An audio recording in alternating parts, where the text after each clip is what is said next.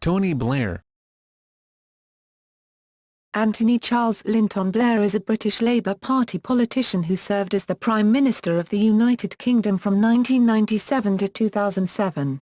He was the Member of Parliament for Sedgefield from 1983 to 2007 and leader of the Labour Party from 1994 to 2007. Blair led Labour to a landslide victory in the 1997 general election, winning 418 seats, the most the party has ever held. The party went on to win two more elections under his leadership, in 2001, in which it won another landslide victory, and in 2005, with a significantly reduced majority. Blair was elected Labour Party leader in the leadership election of July 1994, following the sudden death of his predecessor, John Smith. Under his leadership, the party used the phrase New Labour to distance it from previous Labour policies. Blair declared opposition to the traditional conception of socialism, and declared support for a new conception that he referred to as socialism, involving politics that recognized individuals as socially interdependent, and advocated social justice, cohesion, equal worth of each citizen, and equal opportunity. Critics of Blair denounced him for having the Labour Party abandon genuine socialism and accepting capitalism.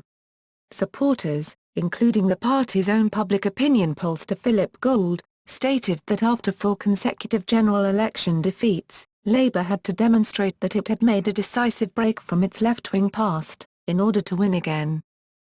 In May 1997, at 43 years old, Blair won a landslide general election victory, the largest in Labour Party history, to become the youngest Prime Minister since Lord Liverpool in 1812.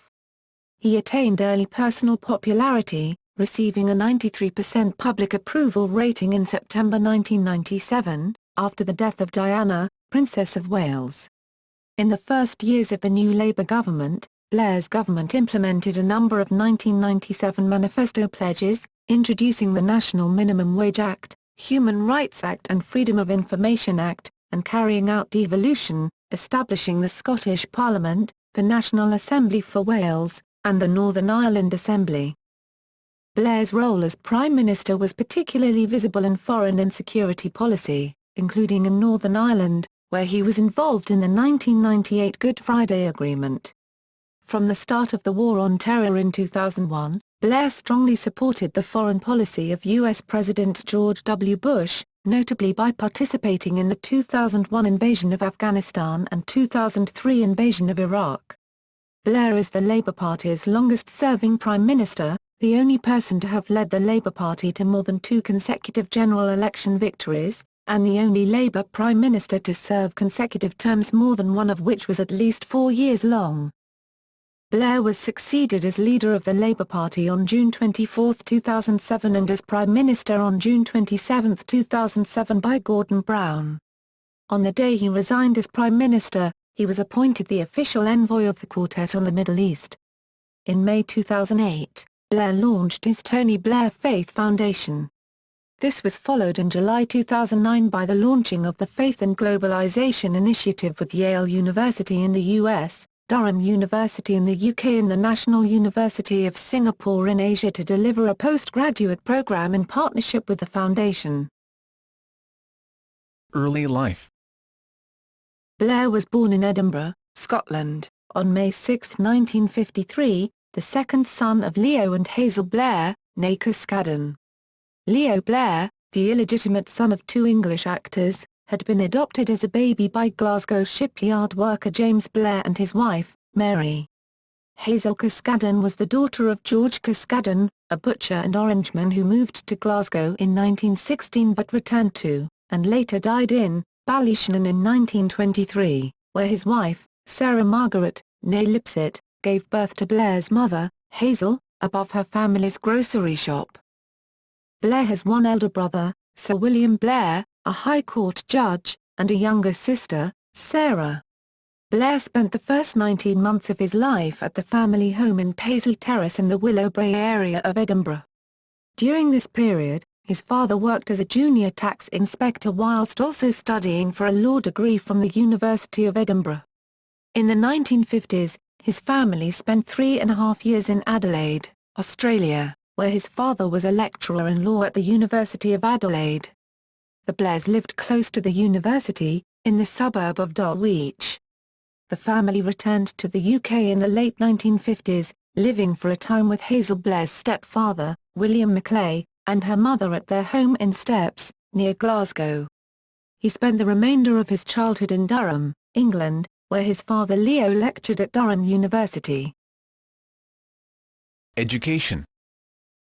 After attending the Chorister School in Durham from 1961 to 1966, Blair boarded at Fettes College, a prestigious independent school in Edinburgh, during which time he met Charlie Falconer, a pupil at the rival Edinburgh Academy, whom he later appointed Lord Chancellor.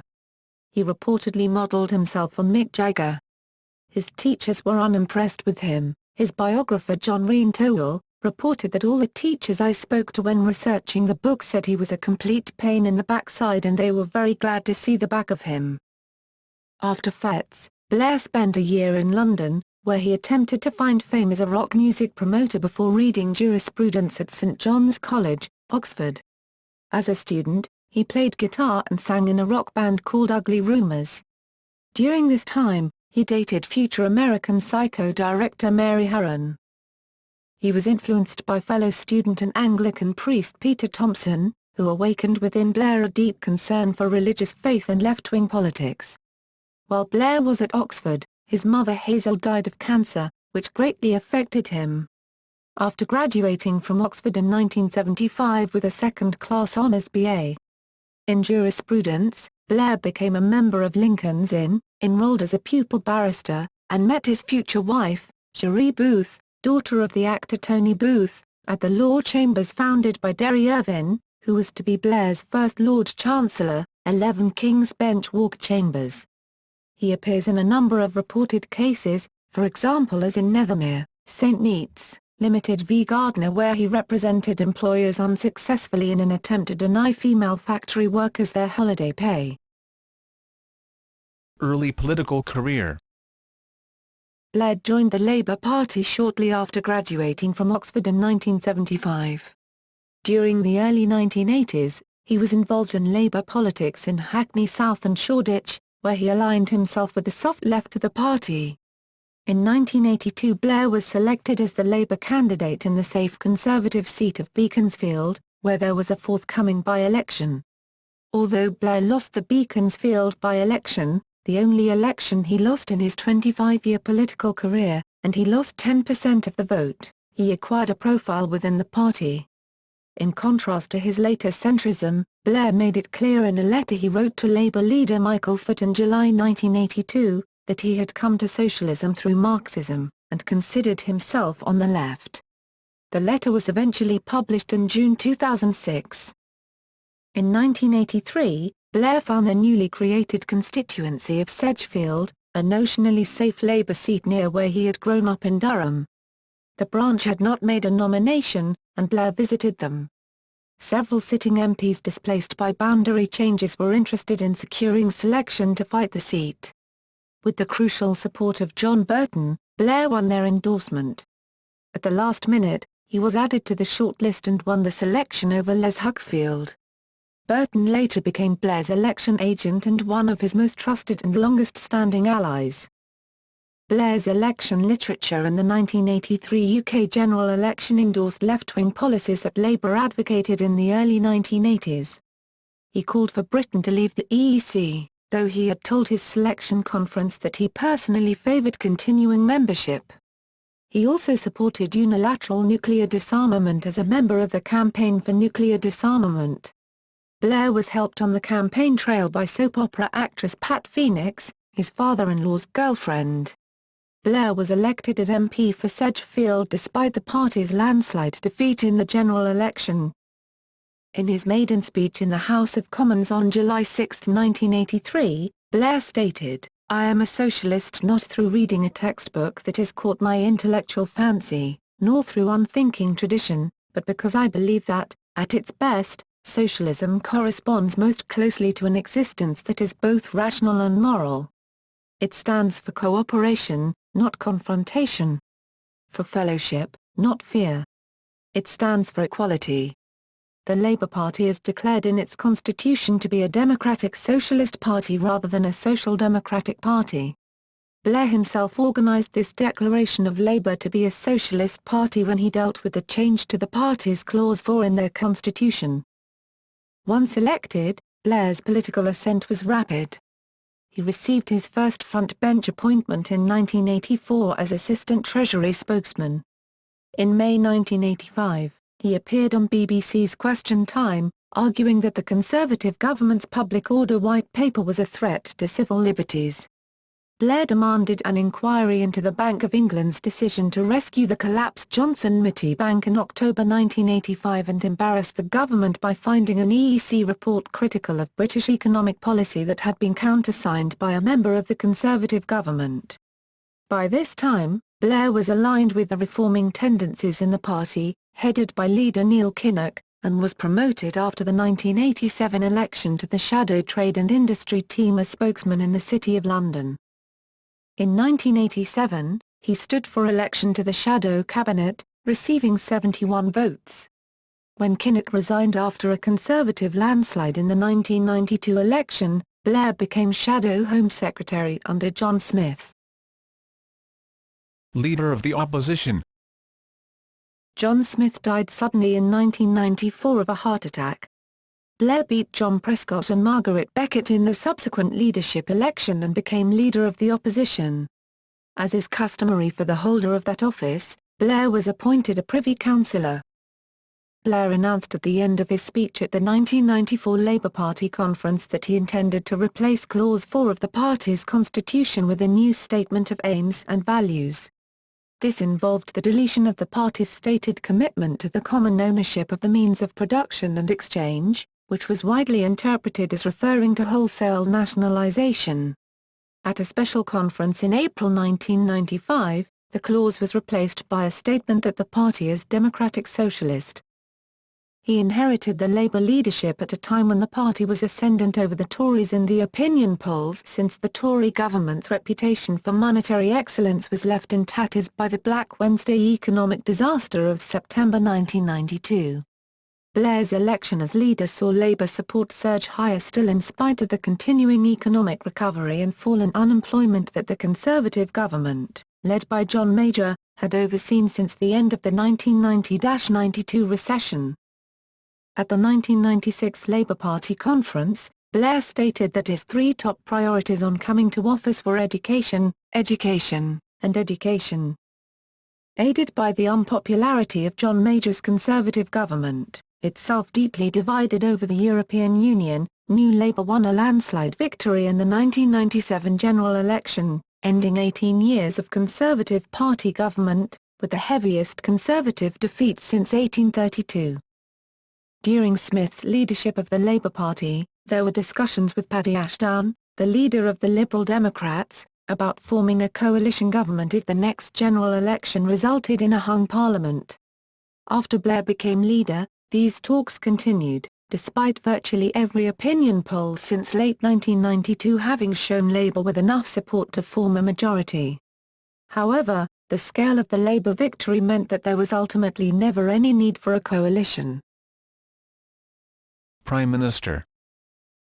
Blair became the Prime Minister of the United Kingdom on May 2, 1997, serving concurrently as First Lord of the Treasury, Minister for the Civil Service and leader of the Labour Party.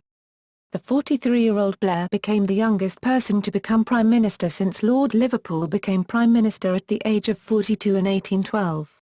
With victories in 1997, 2001, and 2005, Blair was the Labour Party's longest-serving Prime Minister, the only person to lead the party to 3 consecutive general election victories.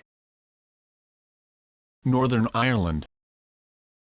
His contribution towards assisting the Northern Ireland peace process by helping to negotiate the Good Friday Agreement, after 30 years of conflict, was widely recognised. Following the Armagh bombing on August 15, 1998, by members of the Real IRA opposed to the peace process, which killed 29 people and wounded hundreds, Blair visited the County Tyrone town and met with victims at Royal Victoria Hospital, Belfast. Military intervention in the War on Terror. In his first 6 years in office, Blair ordered British troops into battle 5 times, more than any other Prime Minister in British history. This included Iraq in both 1998 and 2003, Kosovo, 1999, Sierra Leone, 2000, and Afghanistan, 2001.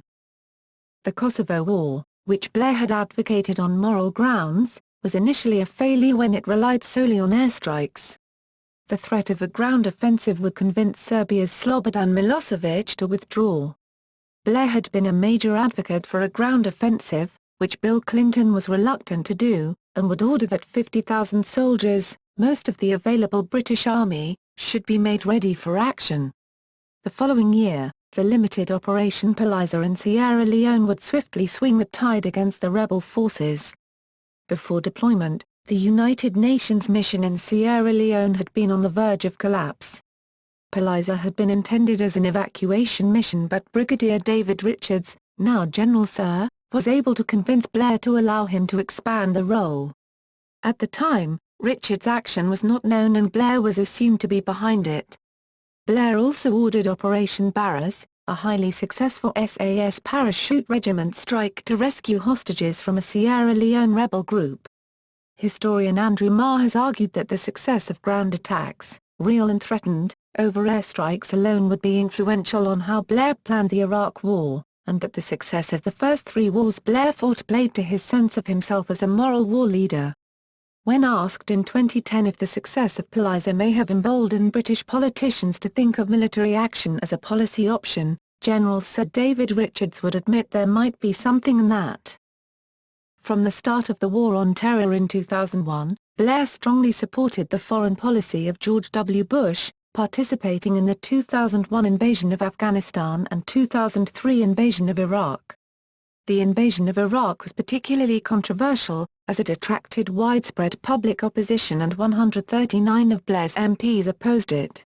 As a result, he faced criticism over the policy itself and the circumstances in which it was decided upon. Alistair Campbell described Blair's statement that the intelligence on WMDs was beyond doubt as his assessment of the assessment that was given to him. In 2009, Blair stated that he would have supported removing Saddam Hussein from power even in the face of proof that he had no such weapons. Playwright Harold Pinter and former Malaysian Prime Minister Mahathir Mohamad accused Blair of war crimes. Testifying before the Iraq inquiry on January 29, 2010, Blair said Saddam was a monster and I believe he threatened not just the region but the world. Blair said that British and American attitude towards Saddam Hussein had changed dramatically after September 11 attacks. Blair denied that he would have supported the invasion of Iraq even if he had thought Saddam had no weapons of mass destruction. He said he believed the world was safer as a result of the invasion. He also said that there was no real difference between wanting regime change and wanting Iraq to disarm. Regime change was U.S. policy because Iraq was in breach of its UN obligations. Relationship with Parliament. One of his first acts as Prime Minister was to replace the then twice-weekly 15-minute sessions of Prime Minister's Questions held on Tuesdays and Thursdays with a single 30-minute session on Wednesdays. In addition to PMQs, Blair held monthly press conferences at which he fielded questions from journalists and, from 2002, broke precedent by agreeing to give evidence twice yearly before the most senior Commons Select Committee, the Liaison Committee. Blair was sometimes perceived as paying insufficient attention both to the views of his own cabinet colleagues and to those of the House of Commons. His style was sometimes criticised as not that of a Prime Minister and head of government, which he was, but of a President and head of state, which he was not. Blair was accused of excessive reliance on spin. He is the first British Prime Minister to have been formally questioned by police, though not under caution, while still in office. Events before resignation. As the casualties of the Iraq War mounted, Blair was accused of misleading Parliament, and his popularity dropped dramatically. The Labour Party's overall majority in the 2005 general election was reduced to 66. As a combined result of the Blair-Brown Pact, Iraq War and low approval ratings, pressure built up within the Labour Party for Blair to resign. On September 7, 2006, Blair publicly stated he would step down as party leader by the time of the Trades Union Congress, TUC, conference held 10 to 13 September 2007, having promised to serve a full term during the previous general election campaign. On May 10, 2007, during a speech at the Trimdon Labour Club, Blair announced his intention to resign as Labour Party leader and Prime Minister. At a special party conference in Manchester on June 24, 2007, he formally handed over the leadership of the Labour Party to Gordon Brown, who had been Chancellor of the Exchequer. Blair tendered his resignation on June 27, 2007 and Brown assumed office the same afternoon. Blair also resigned his seat in the House of Commons in the traditional form of accepting the stewardship of the Chiltern Hundreds, to which he was appointed by Gordon Brown in one of the latter's last acts as Chancellor of the Exchequer. The resulting Sedgefield by-election was won by Labour's candidate, Phil Wilson. Blair decided not to issue a list of resignation honours, making him the first Prime Minister of the modern era not to do so. Policies. Social reforms. In 2001, Blair said, "We are a left-of-centre party, pursuing economic prosperity and social justice as partners and not as opposites."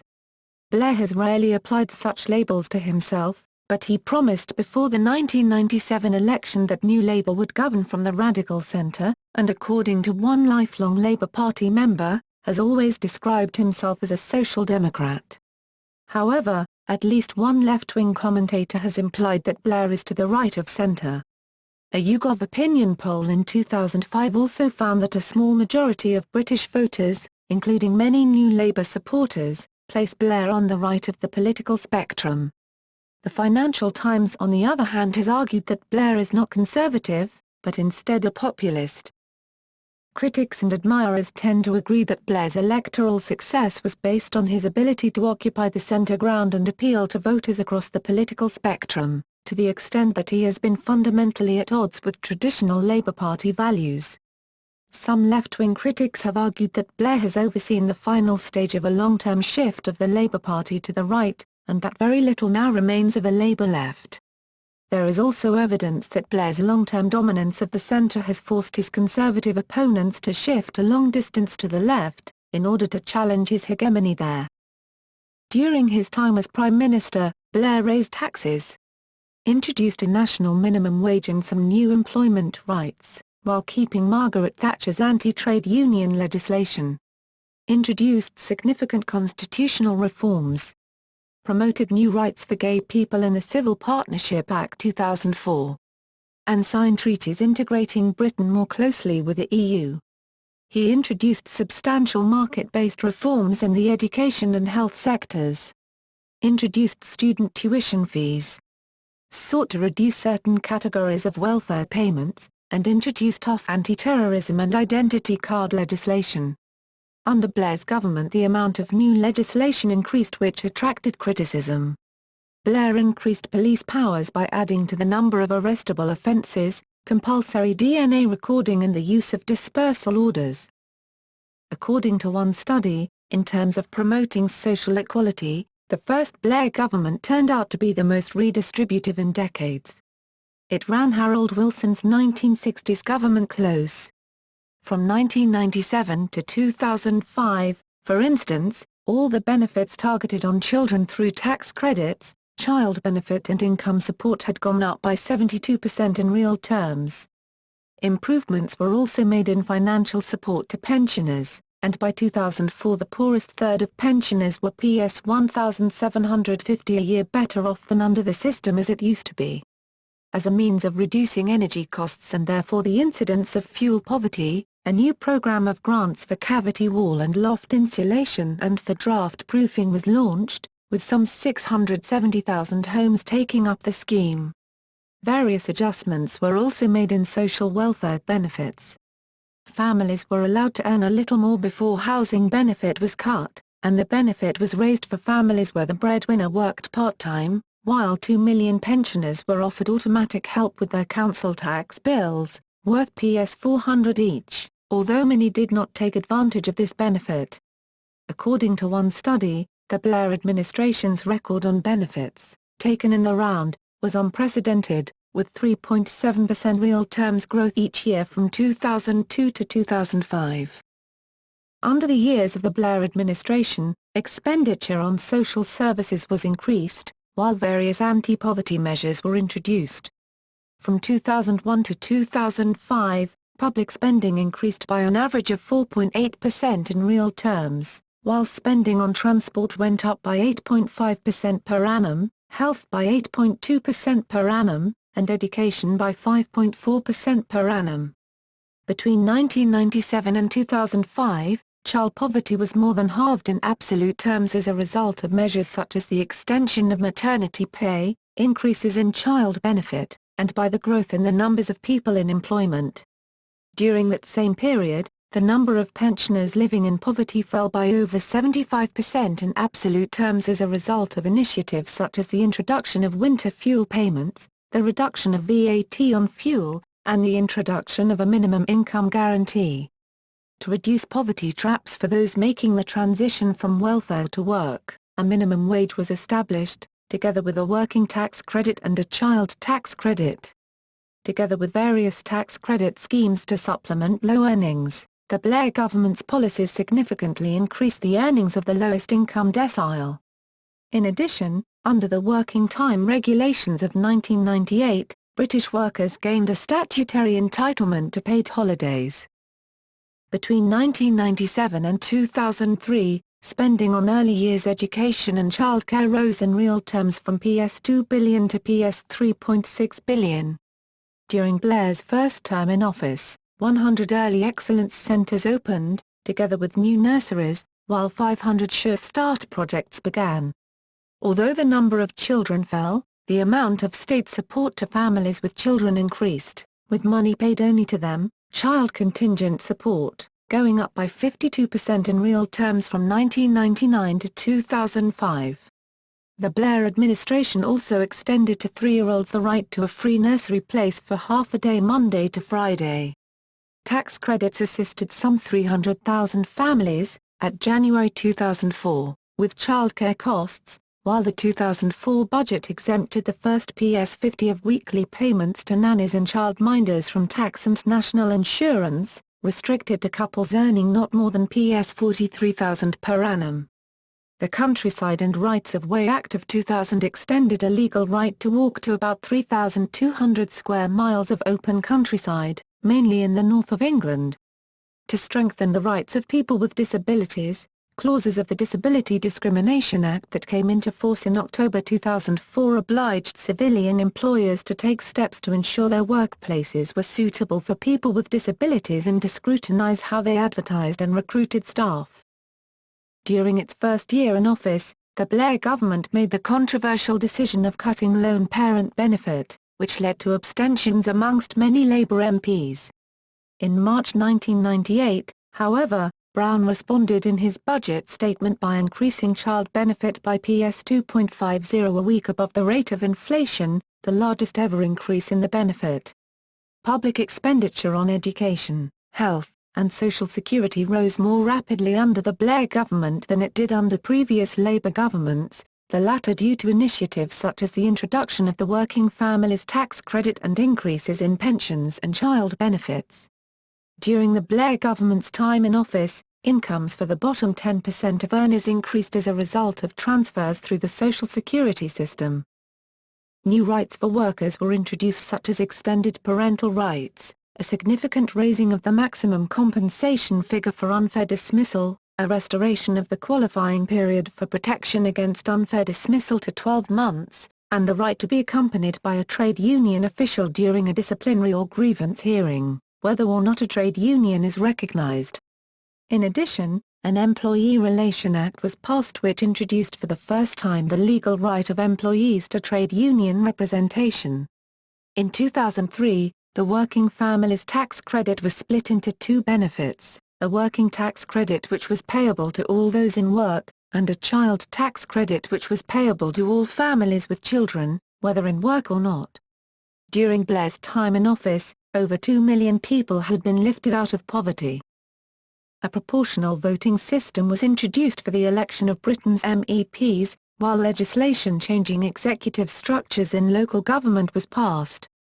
Regional development agencies were set up in the 8 English regions outside London, and changes were made to the regulation of political parties and referendums, with the introduction of a new electoral commission and stricter spending rules. In addition, voting experiments resulted in an opening up of postal voting and reform of electoral registration, while the right of hereditary peers to sit in the House of Lords was abolished after 700 years.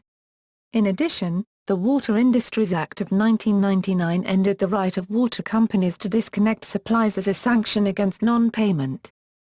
The Employment Act of 2002 extended rights to paternity, maternity, and adoption leave and pay, while the Police Reform Act of 2002 established community support officers and reorganized national intelligence gathering. The 2002 Adoption and Children Act enabled unmarried couples to apply to adopt while speeding up adoption procedures, while the Private Hire Vehicles, Carriage of Guide Dogs, Act of 2002 banned charges for guide dogs in minicabs. International Development Act of 2002 required spending to be used to reduce poverty and improve the welfare of the poor.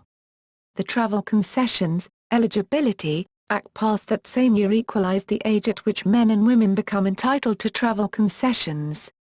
Under the Homelessness Act of 2002, councils had to adopt homelessness strategies and do more for those homeless through no fault of their own, and the Commonhold and Leasehold Reform Act of 2002 made it easier to convert long-term residential leasehold into freehold through commonhold tenures.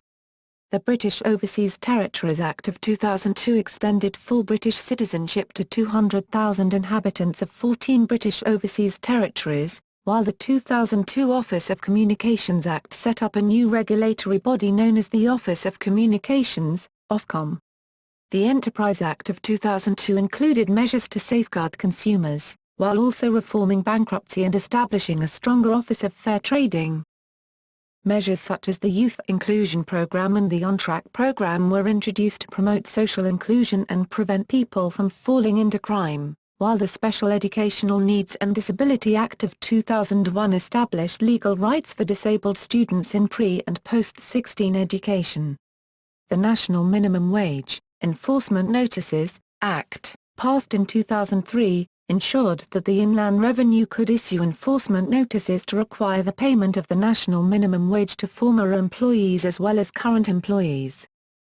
The Carers, Equal Opportunities, Act sought to ensure that carers were not disadvantaged because they cared for another person, while the Connections Service was set up to facilitate learning and employment by providing young people between the ages of 13 and 19, and up to the age of 25 for people with disabilities and learning difficulties, with the advice and support needed to make transitions into training and employment.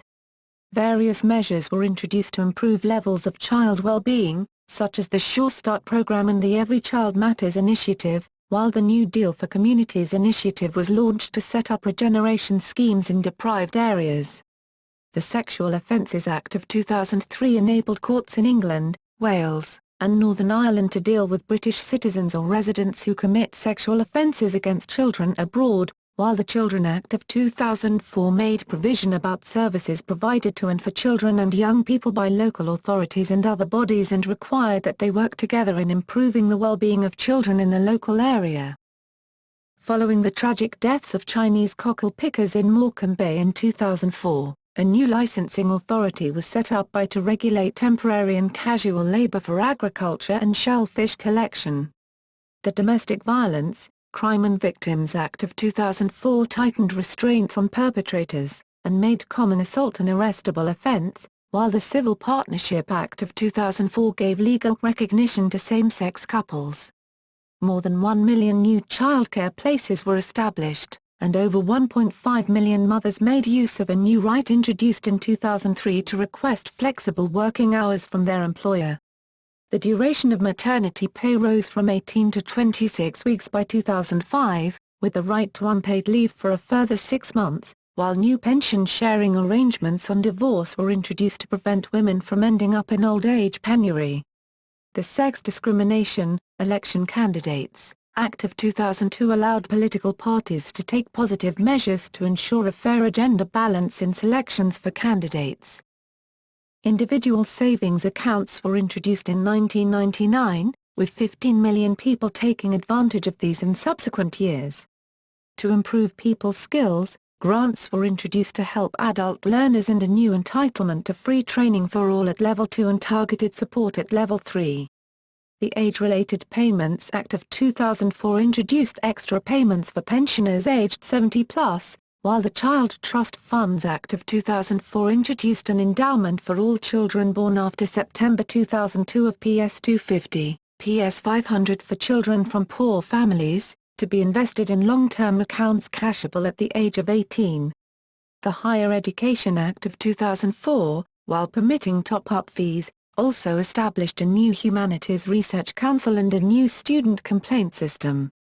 The Employment Relations Act of 2004 extended statutory recognition of unions and strengthened the law forbidding intimidation of union members. Voluntary stakeholder pension schemes were introduced, designed to offer an alternative to entirely private pensions for those on middle incomes. A minimum income guarantee for low-income pensioners, which was later called the Guarantee Credit, when the Savings Credit Scheme was introduced. The Savings Credit Scheme was introduced to supplement the incomes of those with relatively low private pensions, including stakeholder pensions, but who were nevertheless above the level to qualify for the full guarantee credit. The Decent Homes program helped to upgrade a substantial number of properties in the social housing sector, while the Children Leaving Care Act of 2000 placed new obligations on local authorities to take more responsibility for young people brought up in their care after the age of 16.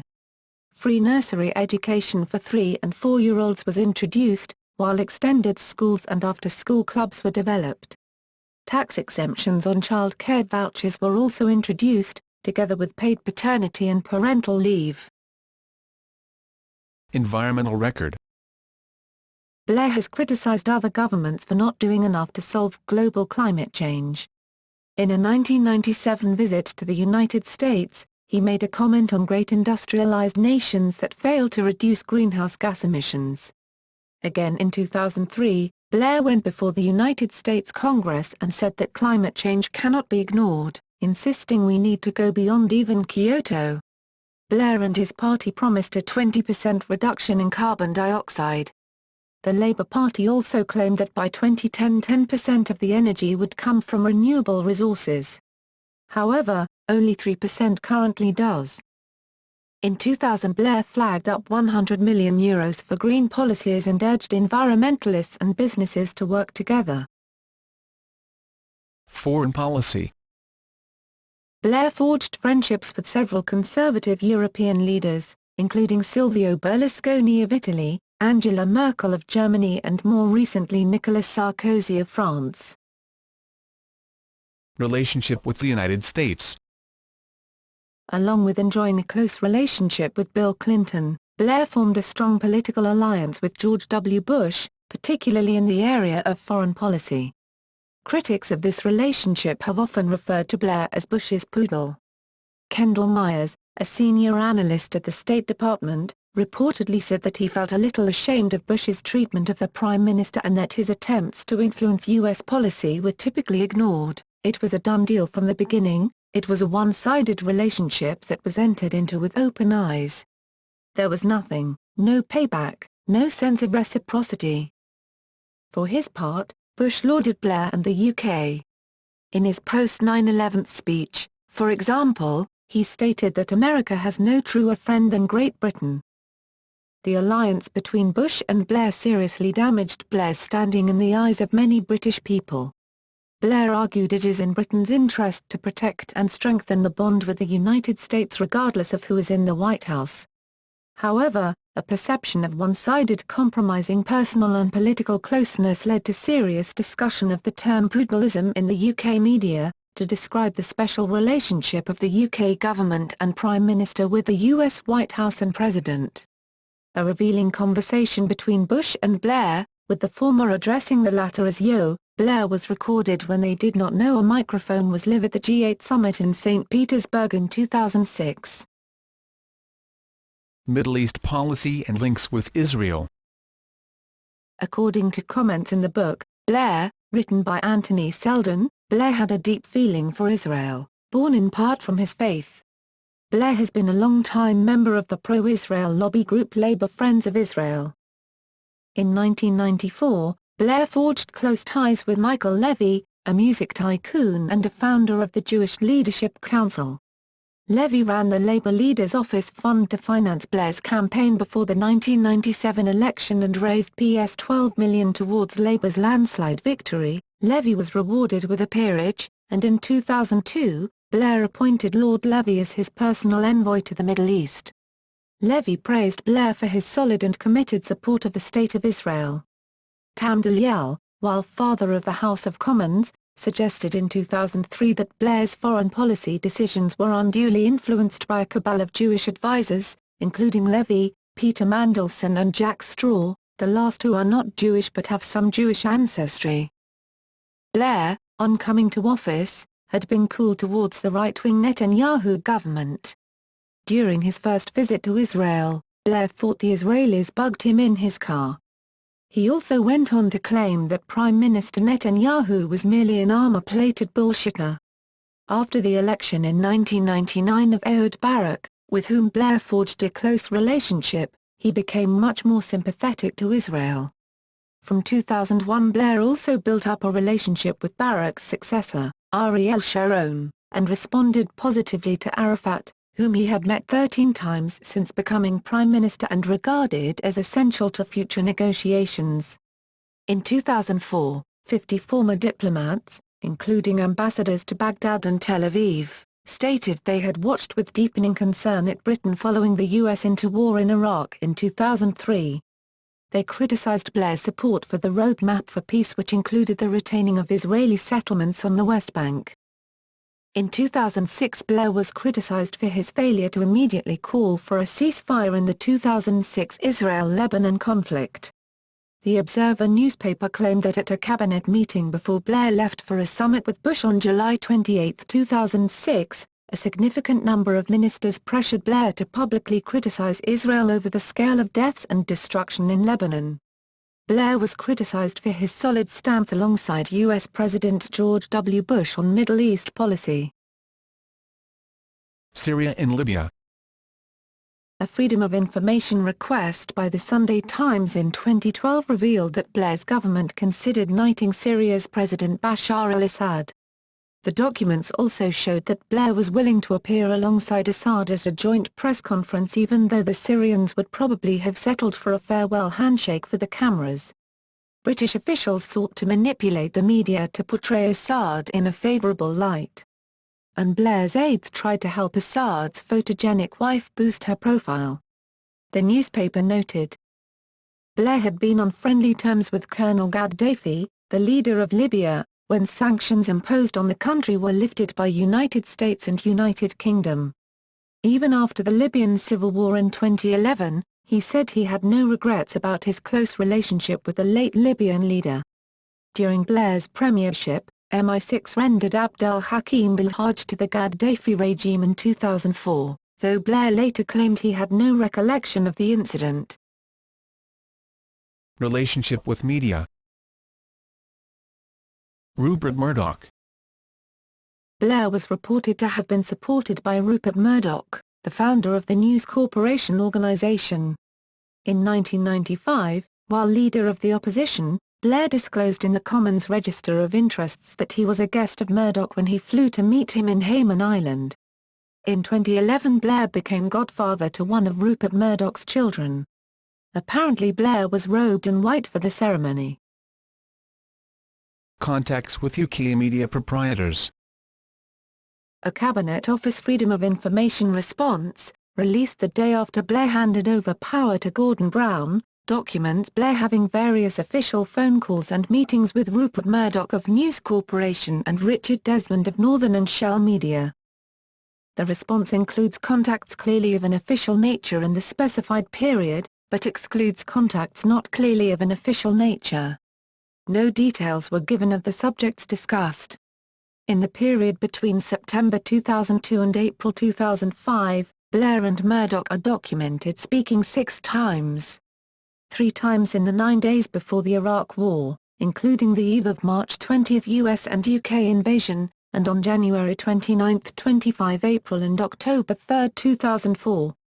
Between January 2003 and February 2004, Blair had 3 meetings with Richard Desmond. On January 29 and 3 September 2003 and 23 February 2004. The information was disclosed after a 3.5-year battle by the Liberal Democrats Lord of Ebury. Lord of Ebury's initial October 2003 information request was dismissed by then Leader of the Lords, Baroness Amos. A following complaint was rejected, with Downing Street claiming the information compromised free and frank discussions, while Cabinet Office claimed releasing the timing of the PM's contacts with individuals is undesirable, as it might lead to the content of the discussions being disclosed.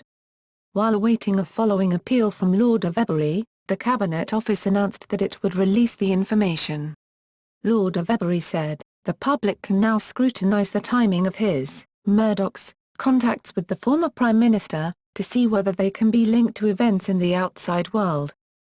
Blair appeared before the Leveson inquiry on Monday 28 May 2012.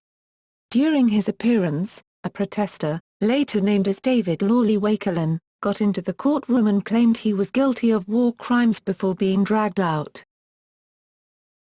Media portrayal. Blair has been noted as a charismatic, articulate speaker with an informal style. Film and theatre director Richard Eyre opined that Blair had a very considerable skill as a performer. A few months after becoming Prime Minister, Blair gave a tribute to Diana, Princess of Wales, on the morning of her death in August 1997, in which he famously described her as the People's Princess.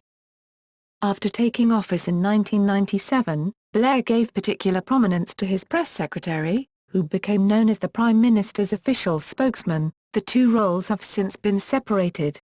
Blair's first PMOS was Alistair Campbell, who served in that role from May 1997 to June 8, 2001, after which he served as the Prime Minister's Director of Communications and Strategy until his resignation on August 29, 2003 in the aftermath of the Hutton inquiry.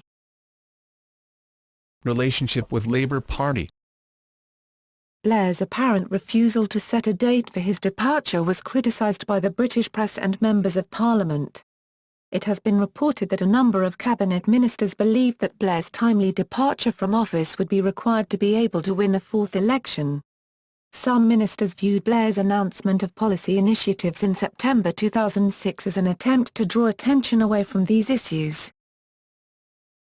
Gordon Brown.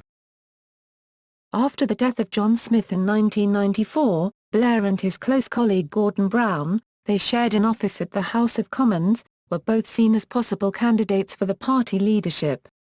They agreed not to stand against each other, it is said, as part of a supposed Blair-Brown pact.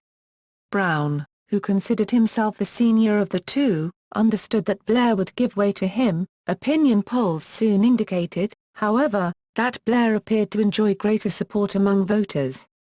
Their relationship in power became so turbulent that, it was reported, the Deputy Prime Minister, John Prescott, often had to act as marriage guidance counsellor. During the 2010 election campaign, Blair publicly endorsed Gordon Brown's leadership, praising the way he had handled the financial crisis. Post-prime ministerial career.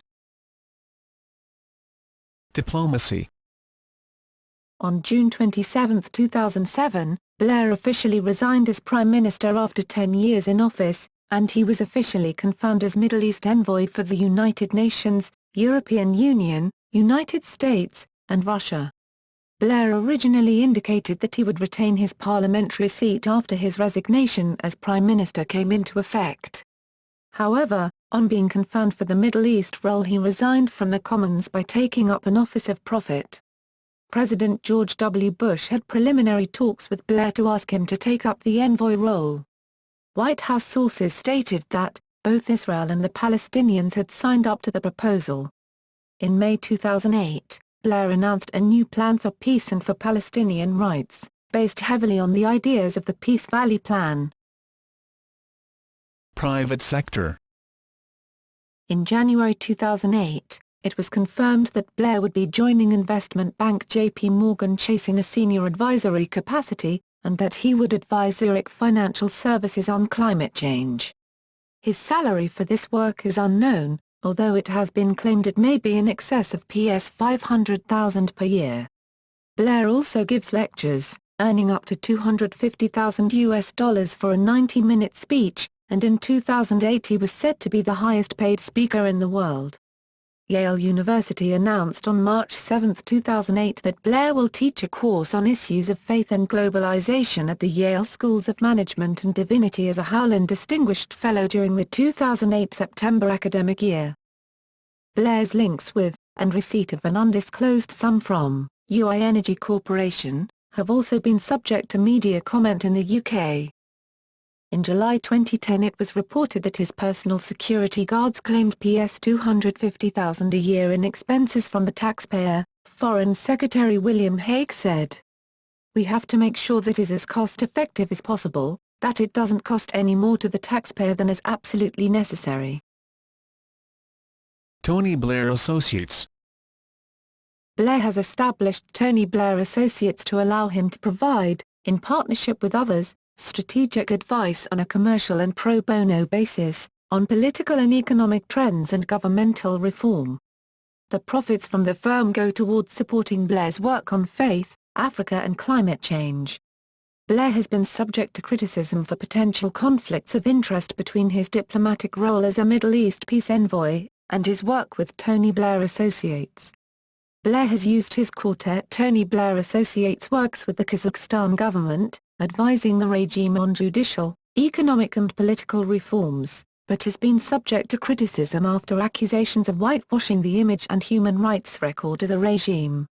In particular, opposition activists have published an open letter in a Kazakh newspaper, Respublika, claiming Blair would have blood on his hands if did not stop assisting President Nursultan Nazarbayev. Blair has responded to such criticism by saying his choice to advise the country is an example of how he can nudge controversial figures on a progressive path of reform, and has stated that he receives no personal profit from this advisory role. The Kazakhstan foreign minister has said that the country was honored and privileged to be receiving advice from Blair. European Council President speculation. In October 2007, there was speculation in the media that Blair was open to the idea of becoming the first president of the European Council, a post created in the Treaty of Lisbon that would come into force in 2009, if successfully ratified. Gordon Brown added his support, but noted that it was premature to discuss candidates before the treaty was approved. A spokesman for Blair did not rule out him accepting the post, but said that he was concentrating on his current role in the Middle East.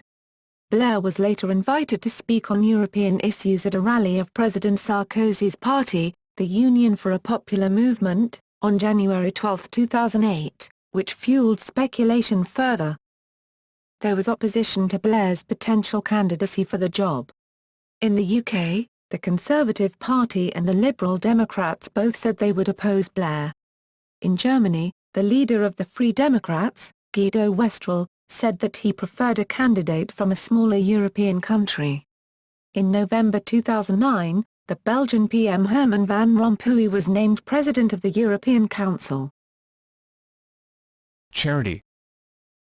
On November 14, 2007, Blair launched the Tony Blair Sports Foundation, which aims to increase childhood participation in sports activities, especially in the northeast of England, where a larger proportion of children are socially excluded, and to promote overall health and prevent childhood obesity. On May 30, 2008, Blair launched the Tony Blair Faith Foundation as a vehicle for encouraging different faiths to join together in promoting respect and understanding, as well as working to tackle poverty. Reflecting Blair's own faith but not dedicated to any particular religion, the foundation aims to show how faith is a powerful force for good in the modern world. The foundation will use its profile and resources to encourage people of faith to work together more closely to tackle global poverty and conflict, says its mission statement.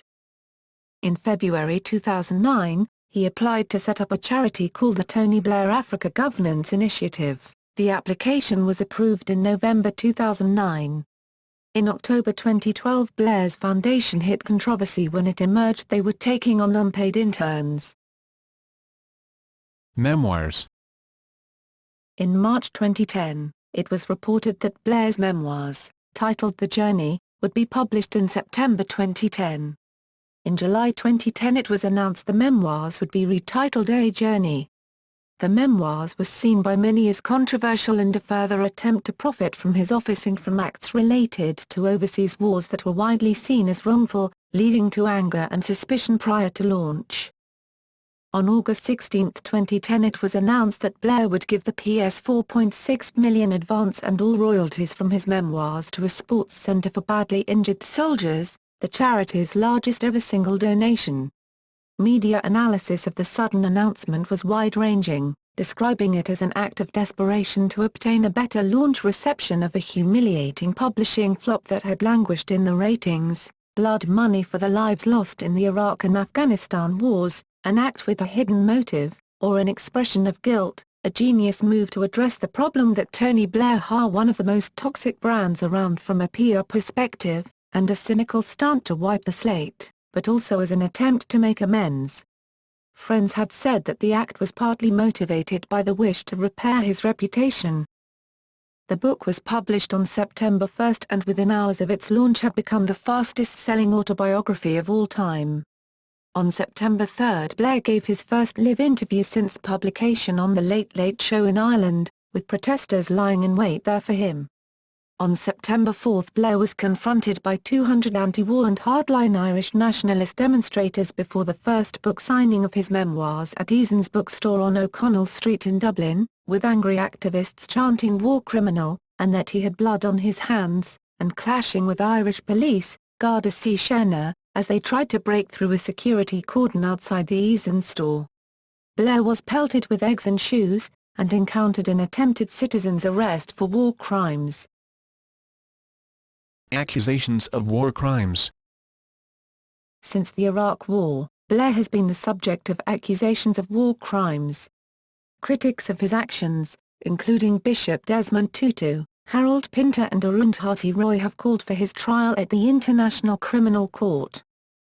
On November 2011, a mock war crimes tribunal put together by the Kuala Lumpur War Crimes Commission reached a unanimous conclusion that Blair and George W. Bush are guilty of crimes against peace, crimes against humanity, and genocide as a result of their roles in the 2003 Iraq War. The mock trial, which lasted 4 days, consisting of 5 judges of judicial and academic backgrounds, a court-appointed defense team in lieu of the defendants or representatives, and a prosecution team including international law professor Francis Boyle. The mock tribunal's finding received mixed responses, being labeled a circus by former UN Special Rapporteur Param Kumarasamy. In September 2012, Desmond Tutu suggested that Blair should follow the path of former African leaders who had been brought before the International Criminal Court in The Hague. The human rights lawyer Jeffrey Bindman, interviewed on BBC Radio, concurred with Tutu's suggestion that there should be a war crimes trial. In a statement made in response to Tutu's comments, Blair defended his actions. He was supported by Lord Falconer, who stated that the war had been properly authorized by United Nations Security Council Resolution 1441. Personal life. Family. Blair married Cherie Booth, a Roman Catholic and future Queen's Counsel, on March 29, 1980. They have 4 children, Ewan, Nicholas, Catherine, and Leo.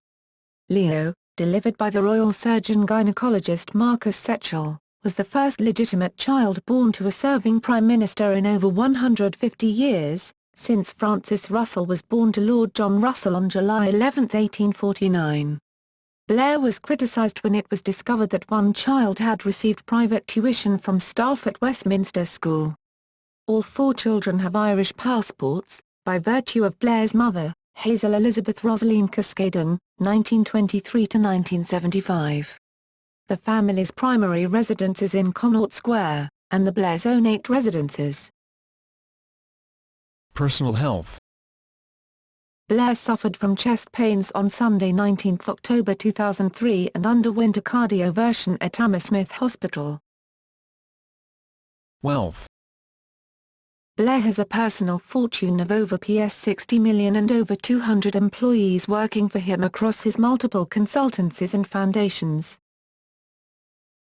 Religious faith. In an interview with Michael Parkinson broadcast on ITV1 on March 4, 2006, Blair referred to the role of his Christian faith in his decision to go to war in Iraq, stating that he had prayed about the issue, and saying that God would judge him for his decision. "I think if you have faith about these things, you realize that judgment is made by other people. And if you believe in God, it's made by God as well." According to Alistair Campbell's diary, Blair often read the Bible before taking any important decisions.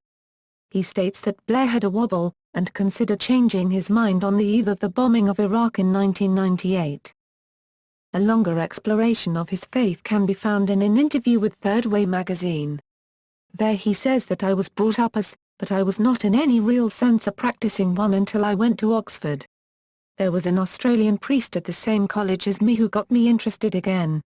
In a sense, it was a rediscovery of religion as something living, that was about the world around me rather than some sort of special one-to-one relationship with a remote being on high.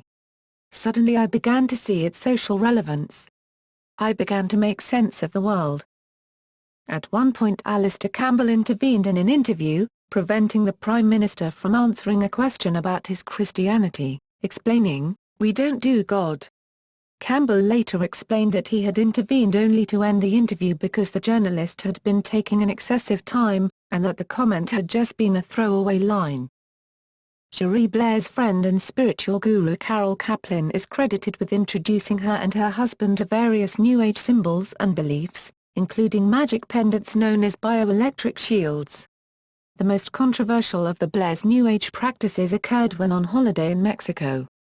The couple, wearing only bathing costumes, took part in a rebirthing procedure, which involved smearing mud and fruit over each other's bodies while sitting in a steam bath.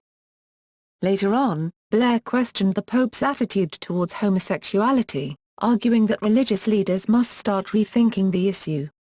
Blair was reprimanded by Cardinal Basil Hume in 1996 for receiving Holy Communion at Mass, while still an Anglican, in contravention of canon law. On December 22, 2007, it was disclosed that Blair had converted to the Catholic faith. The conversion was described as a private matter. He had informed Pope Benedict XVI on June 23, 2007 that he wanted to become a Catholic.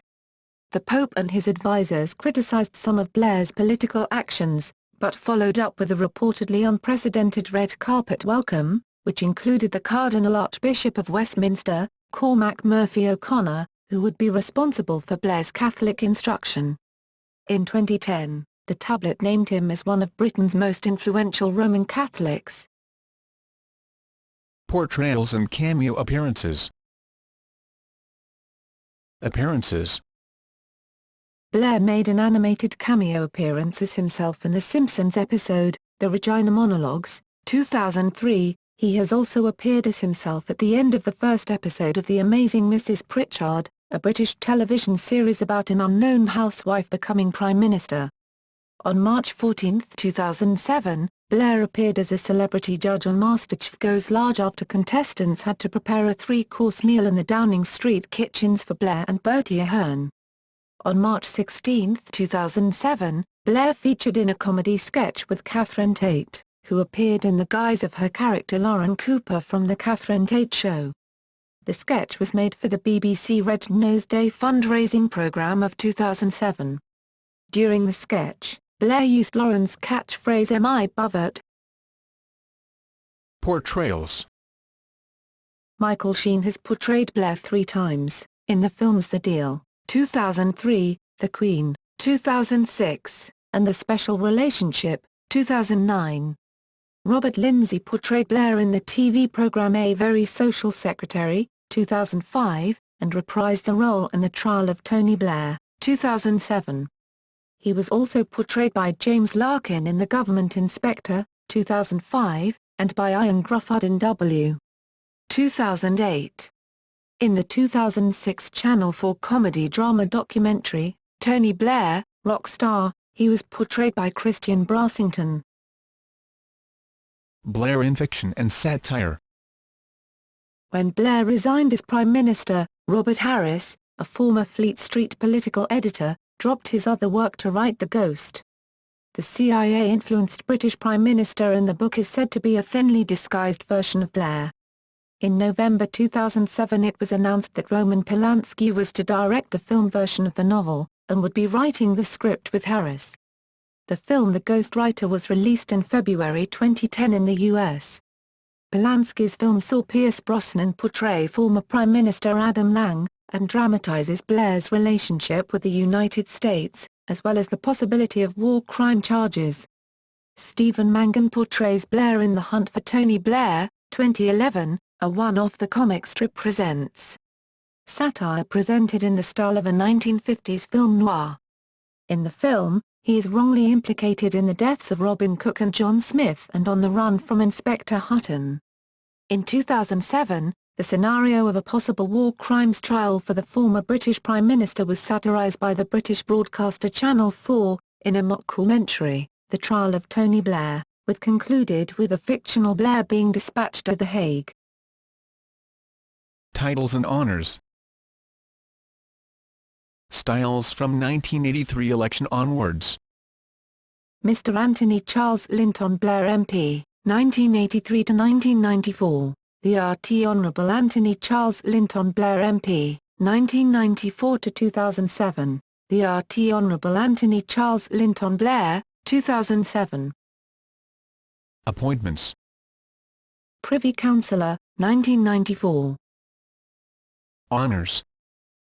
Congressional Gold Medal, 2003, Honorary Doctor of Law, LLD from Queen's University Belfast, 2008, Presidential Medal of Freedom, 2009, Dan David Prize, 2009, Liberty Medal, 2010. In May 2007, before his resignation, it was reported that Blair would be offered a knighthood in the Order of the Thistle, owing to his Scottish connections, rather than the Order of the Garter, which is usually offered to former prime ministers. No such move has been made since, and Blair has reportedly indicated that he does not want the traditional knighthood or peerage bestowed on former prime ministers. On May 22, 2008, Blair received an honorary law doctorate from Queen's University Belfast, alongside former Taoiseach Bertie Ahern, for distinction in public service and roles in the Northern Ireland peace process. On January 13, 2009, Blair was awarded the Presidential Medal of Freedom by President George W. Bush. Bush stated that Blair was given the award in recognition of exemplary achievement and to convey the utmost esteem of the American people, and cited Blair's support for the war on terror and his role in achieving peace in Northern Ireland as two reasons for justifying his being presented with the award. On February 16, 2009, Blair was awarded the Dan David Prize by Tel Aviv University for exceptional leadership and steadfast determination in helping to engineer agreements and forge lasting solutions to areas in conflict. He was awarded the prize in May 2009. On September 13, 2010, Blair was awarded the Liberty Medal at the National Constitution Center in Philadelphia, Pennsylvania. It was presented by former President Bill Clinton, and is awarded annually to men and women of courage and conviction who strive to secure the blessings of liberty to people around the globe. Because Blair is credited as being instrumental in ending the conflict in Kosovo, boys born in that country following the war have been given the name Tony or Tony Blair. Works. Blair, Tony, 2010. A Journey. Random House, ISBN 0-09-192555-XOCLC number 657172683 London, Blair, Tony, 2002. The Courage of Our Convictions. Fabian Society, ISBN 0-7163-0603-4 London, Blair, Tony, 2000. Superpower, Not Superstate. Federal Trust European Essays. Federal Trust for Education and Research, ISBN 1-900-3403-25-1 London, Blair, Tony, 1998. The Third Way, New Politics for the New Century. Fabian Society, ISBN 0-7163-0588-7 London, Blair, Tony, 1998. Leading the Way, New Vision for Local Government. Institute for Public Policy Research, ISBN 1-86030-075-8 London, Blair, Tony, 1997. New Britain, My Vision of a Young Country. Basic Books, ISBN 0-8133-3338-5 New York, Blair, Tony, 1995. Let Us Face the Future. Fabian Society, ISBN 0-7163-0571-2 London, Blair, Tony, 1994. What Price Saves Society? Fabian Society, ISBN 0-7163-0562-3 London, Blair, Tony, 1994. Socialism. Fabian Society, ISBN 0-7163-0565-8 London.